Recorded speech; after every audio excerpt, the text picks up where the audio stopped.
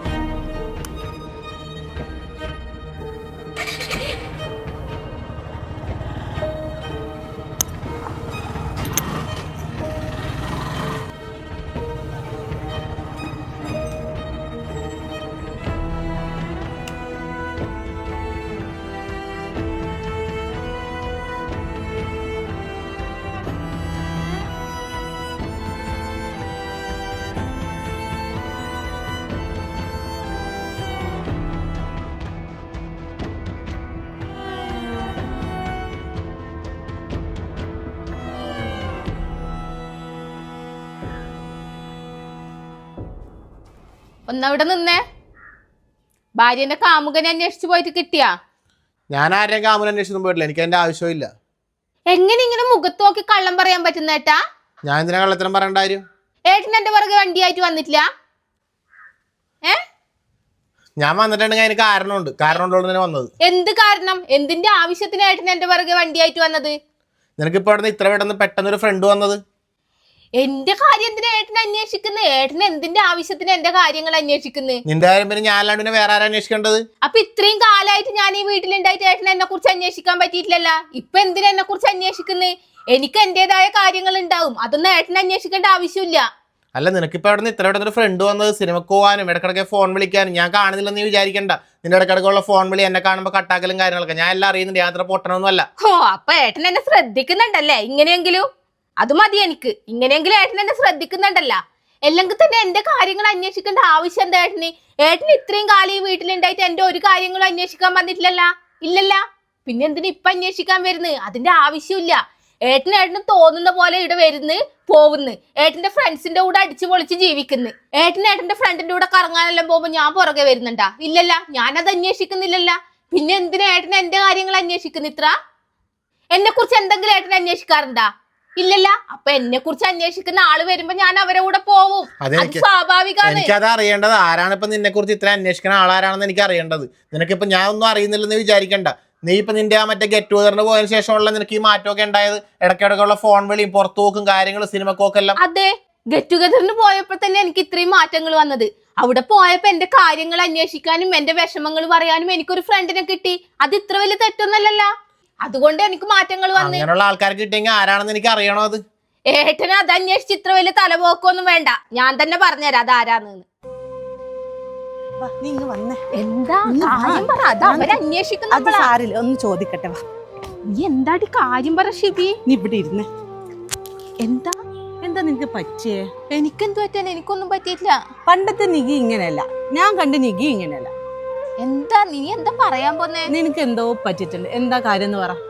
നീ ശരിക്കും ഹാപ്പിയാണോ? എനിക്കെന്ത് പറ്റാൻ?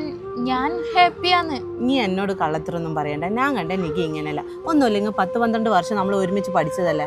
അതുകൊണ്ട് നീ ശരിക്കും എന്താ പറ്റിയെന്ന് എന്നോട് പറ. കല്യാണത്തിന് ശേഷമാണെന്ന് എനിക്ക് ഈ മാറ്റമെല്ലാം വന്നത്. നീ എന്തായാലും എന്നോട് തുറന്നു പറ. അവരൊക്കെ ഇപ്പം വരും. പോട്ടെ, എന്താണെന്ന് പറയും. ഞാനിതെല്ലാം ആരോടാടി പറയുക? സത്യം പറഞ്ഞാൽ എനിക്കിത് ആരോടാ പറയണ്ടേന്ന് പോലും അറിയില്ല. എന്റെ ഭർത്താവ് എന്ന് പറഞ്ഞാല്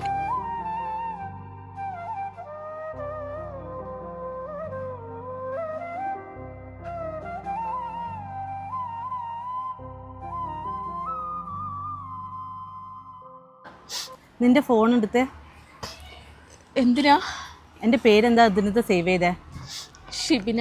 എന്നാൽ അത് മാറ്റിയിട്ട് ഷിബി നാക്ക്. എന്തിനാ? നിന്റെ മുരടനായ ഭർത്താവിനെ എങ്ങനെ ശരിയാക്കാമെന്ന് ഞാൻ പറഞ്ഞുതരാം. വാ. അന്നത്തെ ആ മീറ്റപ്പിൽ അവൾ പറഞ്ഞതുപോലെയൊക്കെയാണ് ഞാൻ പിന്നീട് ചെയ്തത്. ഞാനും കരുതി ഒന്നില്ലെങ്കിൽ ഏട്ടൻ നന്നാവട്ടെ, അല്ലെങ്കിൽ ഈ ബന്ധം ഇതോടെ ഇവിടെ ചെയ്യട്ടെ. വിളിക്കണേ, ഏട്ടൻ വാതിലടിച്ച് ഇറങ്ങുന്നുണ്ട്. ആ ഓക്കെ ഓക്കെ, അപ്പോൾ പറഞ്ഞോളെ. ആ ശരി എന്നാൽ.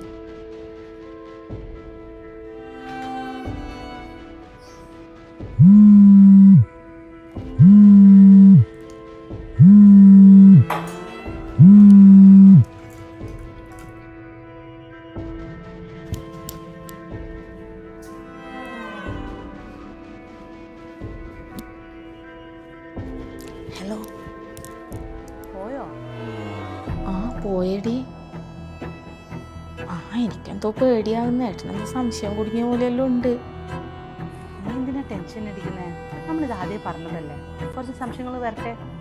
ആ നോക്കാം നമുക്ക്. എടി ഷിബി, ഞാൻ കുളിക്കാൻ വേണ്ടി പോയെന്നേ. ആടി ഓക്കെ, എന്നാ പറഞ്ഞ പോലെ. ഓക്കെ എന്നാല് ഞാനൊന്ന് കുളിച്ചിട്ട് വരട്ടെ.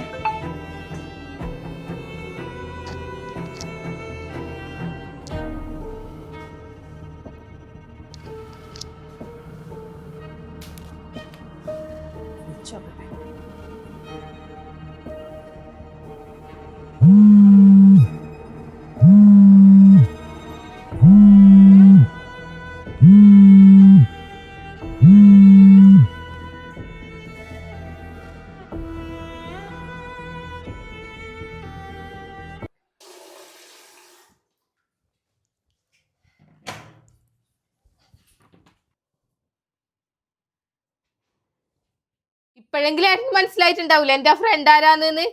ഇനിയും ഏട്ടന് സംശയിക്കാനാണെങ്കിൽ സംശയിച്ചോ, എനിക്കത് സന്തോഷമേ ഉള്ളൂ. കാരണം അങ്ങനെയെങ്കിലും ഏട്ടൻ എന്നെ ഒന്ന് ശ്രദ്ധിക്കുമല്ല. എന്തിനാ ഏട്ടൻ എന്നോട് ഇങ്ങനെ പെരുമാറുന്നേ? ഞാൻ എന്ത് തെറ്റാ ചെയ്തത്? കല്യാണം കഴിഞ്ഞ് വന്ന കാലം മുതൽ ഞാൻ സഹിക്കുന്നതാണ് ഇതല്ലോ. എന്തെങ്കിലും ഒരു കാര്യം ഏട്ടൻ എന്നോട് സംസാരിക്കാറുണ്ടാ? ഇല്ലല്ല. ഈ വീട്ടിൽ ഇങ്ങനെ ഒരാൾ ഉണ്ട് എന്ന് ഏട്ടൻ ശ്രദ്ധിക്കാറുണ്ടാ? ഇല്ല. കല്യാണത്തിന് മുമ്പ് ഞാൻ എത്ര സന്തോഷത്തിൽ ജീവിച്ചിരുന്നറിയോ? ഞാൻ എത്ര വേദനിച്ചായി വീട്ടിൽ നിൽക്കുന്നേന്നറിയാം. ഞാൻ മാത്രല്ല, എന്നെ പോലുള്ള ഒരുപാട് സ്ത്രീകളുണ്ട് ഇതുപോലെ അനുഭവിക്കുന്നവര്. ഇപ്പൊ ഈ വീട്ടിൽ വന്നതിന് ശേഷം ഞാൻ സന്തോഷം എന്താന്ന് അറിഞ്ഞിട്ടില്ല. എന്തിനാ എന്നോട് ഇങ്ങനെയല്ല പെരുമാറുന്നത്? ഏട്ടന് എന്നെ കല്യാണം കഴിക്കാൻ ഇഷ്ടമില്ലായിരുന്നെങ്കിൽ പിന്നെ എന്തിനാ എന്നെ കല്യാണം കഴിച്ചത്? അതങ്ങ് തുറന്നു പറഞ്ഞാ പോരെ? അല്ലെങ്കിൽ എന്നോട് എന്തെങ്കിലും വിഷമം ഉണ്ടെങ്കിൽ അതെന്നോട് തുറന്നു പറ. എന്തിനാ എന്നോട് ഇങ്ങനെ മിണ്ടാണ്ടിരിക്കുന്നത്? കല്യാണം കഴിഞ്ഞ് വന്ന കാലം മുതൽ ഞാൻ സഹിക്കുന്നതാണിത്. ഒരു കാര്യത്തിന് എന്നോട് മിണ്ടൂല, ആവശ്യങ്ങൾക്കല്ലാണ്ട്. ഈ വീട്ടിൽ പിന്നെ എനിക്ക് മിണ്ടാനും പറയാൻ ഏട്ടനല്ലാണ്ട് ആരാ ഉള്ളത്? ഏട്ടന്റെ ഫ്രണ്ട്സ് ഉണ്ട്, അവരോട് പോവാൻ സന്തോഷിക്കാം. ഞാൻ ഈ വീട്ടിൽ രാവിലെ മുതൽ വൈകുന്നേരം വരെ ഒരാളോട് മിണ്ടാനും പറയാണ്ടിരിക്കുന്നതാണ്. എന്നിട്ട് ഏട്ടൻ വന്നാ എന്നോട് മിണ്ടുവാ? ഇല്ല. ഞാനിങ്ങനെ ഇവിടെ ഒരു പ്രതിമ കണക്കെ ഇവിടുത്തെ ജോലി എടുക്കാൻ വേണ്ടി ഒരു ജോലിക്കാരിയാ. അതിനു വേണ്ടിയിട്ടാണ് ഏട്ടൻ എന്നെ കല്യാണം കഴിച്ചത്. എന്തെങ്കിലും ഒന്ന് സ്നേഹത്തോടെ ഉണ്ടാക്കി വെച്ച അത് കഴിക്കുക, അതുമില്ല. നല്ലൊരു അഭിപ്രായം പറയുക, ഇല്ല. എന്തിനൊക്കെ എന്നോട് സംസാരിക്കാറുണ്ടായിട്ടെ? എന്തിന്റെ ആവശ്യത്തിനേട്ടാ? ആകെ ഒരു ജീവിതല്ലേ ഉള്ളൂ, അത് സന്തോഷത്തോടെ ഒന്നിച്ച് ജീവിച്ചൂടെ? വിഷമം കൊണ്ടാണ് ഏട്ടൻ ഇങ്ങനെയെല്ലാം പറയുന്നത്. ഒരിക്കലും ഏട്ടനോട് ഇങ്ങനെയൊന്നും പറയേണ്ടി വരുമെന്ന് ഞാൻ വിചാരിച്ചിട്ടില്ല. ഏട്ടൻ എന്തെന്നെ കുറിച്ച് വിചാരിച്ച ഞാൻ കണ്ട ആൾക്കാരുടെ കൂടെ പോകുന്ന, അങ്ങനെയെല്ലാം പോവാനാണെങ്കിൽ എനിക്ക് പണ്ടേ പോവായിരുന്നേട്ടാ. ഞാൻ ഒരുപാട് സഹിച്ച്, ഇനി എനിക്ക് പറ്റുന്നില്ല. എന്തിനാണ് എന്നോട് ഇങ്ങനെയല്ല പെരുമാറുന്നത്? എന്നെ ഇഷ്ടമല്ലെങ്കിൽ അത് പറ.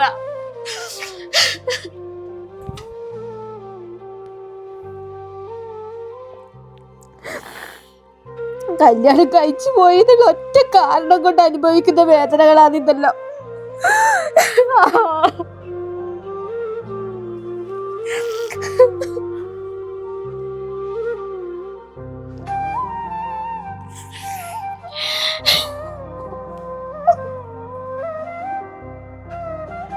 ഭർത്താവെന്നാൽ ഭാര്യയെ സ്നേഹിക്കുന്നവനായിരിക്കണം, അല്ലാതെ ഭാര്യയ്ക്ക് മേൽ അധികാരം ചുമത്തുന്നവനായിരിക്കരുത്. ഭാര്യാഭർത്തൃ ബന്ധത്തിൽ രണ്ടുപേരും തുല്യരാണ്. ഒരാൾ വലുത്, ഒരാൾ ചെറുതെന്നൊന്നില്ല. പരസ്പരം എല്ലാ കാര്യങ്ങളും ഷെയർ ചെയ്ത് സ്നേഹത്തോടുകൂടി ജീവിതത്തിൽ മുന്നോട്ട് പോയാൽ ഭാര്യാഭർത്തൃ ബന്ധത്തിന്റെ അവസാനം കോടതി വരാന്തകളായി തീരില്ല. പകരം സന്തുഷ്ടമായ ഒരു ജീവിതമായിരിക്കും.